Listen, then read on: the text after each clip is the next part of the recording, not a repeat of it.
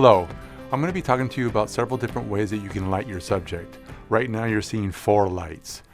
We have a key light to my right, a fill light to my left, a hair light in the background that's going over the top of my head and onto my shoulders, and we also have a 4th light that's shooting onto the back of the screen back there.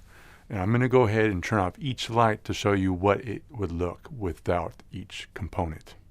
So what you're looking at right now is just the 3-point lighting. This is very useful in situations where you only have 3 lights. Again, we have our key light on the right.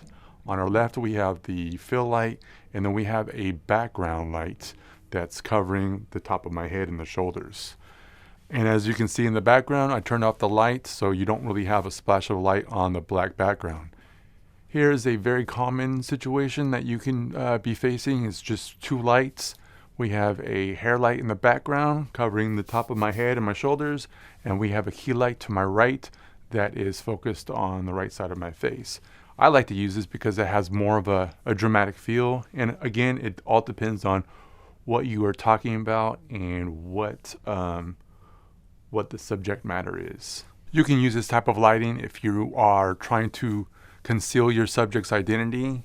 Maybe there's a situation where you're talking to someone that they're willing to give you information regarding a very hot topic and they don't want to be identified. This is how you would light that subject. I did this shot right here, and this is what I did in this interview. I just simply used the light, bounced it off the wall, and that created a very bright background, and then I could iris down on the camera and use this effect to conceal the individual's identity.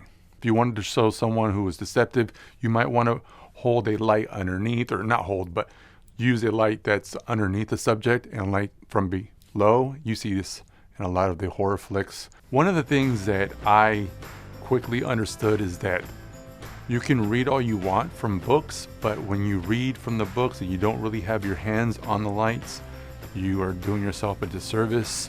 You really need to get the lights and practice with them. If you have a daughter, if you have a son or a wife, sit them in the chair and come up with some scenarios that you want to explore. You don't want to be doing this on the job, on the fly, not knowing what the outcome is going to be like. So my recommendation is bring out your lights on a day that you don't have anything to do. Set your subject down and ask them if you can practice lighting for a few bits. Remember to record so you can go back and look at your results. Hope this helps.